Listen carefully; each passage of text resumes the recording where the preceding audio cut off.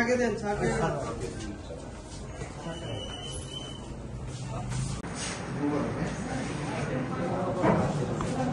এই ভিতরে দেন না, আরে থানা নিয়ে তো থাকবে না।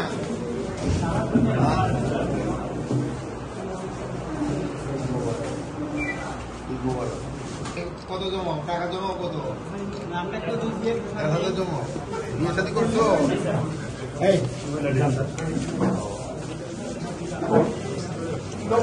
নাম কি? বাচ্চা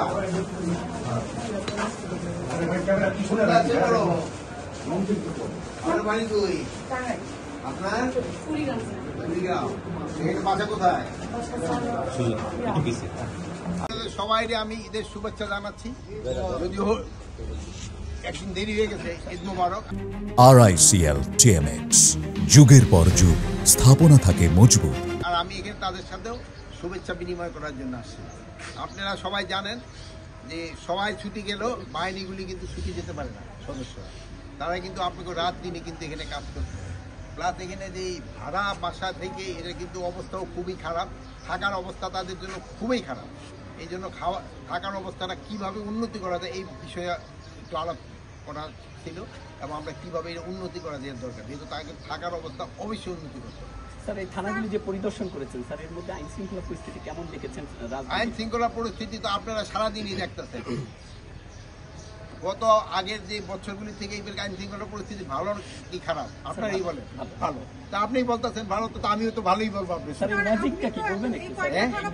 ম্যাজিকটা যদি জানা দিলে তো সবাই ম্যাজিক শিখে যাবে, এই জন্য তো ম্যাজিকটা বলা যাবে না। স্যার, আপনি তো কয়েকটা থানা পরিদর্শন করলেন, তো আপনার কি নির্দেশনা ছিল? আমার তো নির্দেশনা আগেই ছিল।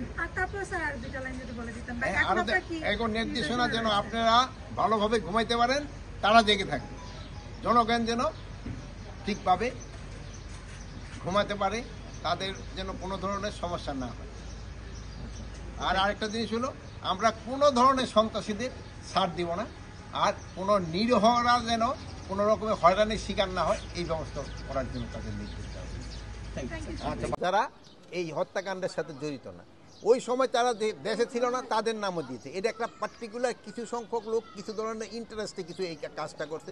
এটা যেন না হয় এই জন্য আমরা কিন্তু ইনভেস্টিগেশনটা খুব প্রপারভাবে করতেছি। শুধু থানার ইনভেস্টিগেশন হবে না, এই জন্য কিন্তু আমরা আইজি লেভেল আমরা একটা কমিটি করে দিছি, যেন কোনো রকমে কোনোভাবেই কোনো নিরীহ লোক যেন সাজা না পায়, কোনোভাবেই যেন কোনো রকমের নিরীহ লোক যেন সাজা না পায়। আপনারা বলবেন যে নিরীহ লোকের কোনো ধরনের কোনো রকমের সাজা হবে না, বাট যারা দুষ্কৃতিকারী তারা কিন্তু ছাড় পাবে। আমি বিসমিল্লাহির রহমানির রহিম।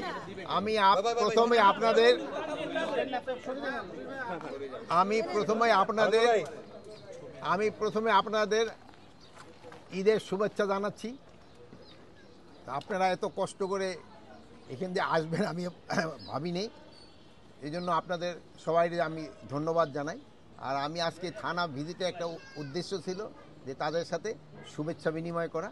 আর আপনারা জানেন যে সবাই ছুটি হলেও আইন শৃঙ্খলা বাহিনীর কিন্তু ছুটি হয় না, এই জন্য তাদের সাথে দেখা করা এবং তাদের বিভিন্ন খোঁজ খবর নেওয়া এবং তাদের সমস্যাগুলি জানা।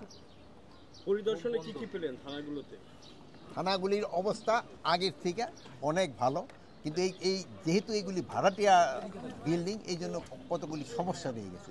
এই জন্য এগুলিতে যত তাড়াতাড়ি আমরা আমাদের নিজস্ব জায়গায় যদি থানাগুলি করে ফেলতে পারি সবচেয়ে ভালো। আর দেখেন পরিদর্শন তো আপনারা নিজেই দেখলেন যে থানায় আসার রাস্তাই নেই, আসারই তো রাস্তা নেই, এই সমস্যাগুলি রয়ে গেছে।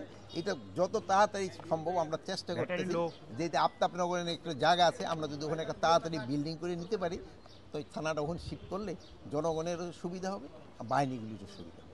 উপদেষ্টা, নিউ ইয়র্ক টাইমসের একটি প্রতিবেদন মনে হয় আপনারও নজরে এসেছে।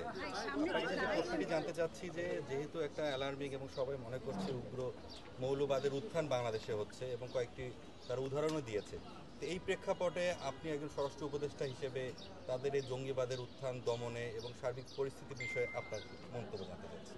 এখানে মানে কোন পোস্ট কি বলে এটা সম্বন্ধে আমি কোনো কমেন্ট করতে চাচ্ছি না, বাট এখানে হলো কোনো ধরনের জঙ্গিবাদের কোনো উত্থান হচ্ছে না। আপনারা আমার থেকে আরও ভালো জানেন কোনো ধরনের আমরা দায়িত্ব নেওয়ার পর কোনো ধরনের জঙ্গিবাদের কোনো কিছু দেখছেন? কোনো কিছু হয় নাই। এবং আল্লাহ দিলে আপনারা যদি সবাই সহযোগিতা করেন, জনগণ সাথে নিয়ে আমরা যদি কোনো ধরনের কোনো সমস্যা হয়, আমরা সবাই একসাথে মিলে সমাধান মাননীয় করব। উপদেষ্টা মহোদয়, আপনি যেটা বলেছেন, কিন্তু তারা যে ঘটনাগুলোর ব্যাখ্যা দিয়েছে, এই ঘটনাগুলো তো আমরা ঘটতে দেখেছি, বিশেষ করে তৌহিদি জনতার নামে। সেই শোনেন, বিষয়টাকে ব্যাখ্যা আপনি- এখন হলো কি, আপনি 5ই অগাস্টের পরে কিছুদিন তো সরকারই ছিল না, এরপরে তো পরিস্থিতিটা তো আস্তে আস্তে উন্নতি হচ্ছে। আপনি প্রথমে ওই পুরানো ঘটনাগুলি নিয়ে আসতে তো হবে না, এগুলি আস্তে আস্তে উন্নতি হচ্ছে, আরও উন্নতি হবে। এখন ধরেন যে আমরা বলবো যে আইন শৃঙ্খলা পরিস্থিতি মোটামুটি স্যাটিসফ্যাক্টরি, বাট এটার আরও উন্নতির অনেক অবকাশ রয়ে গেছে। এটা আস্তে আস্তে আরও ভালোর দিকে নিয়ে যেতে হবে।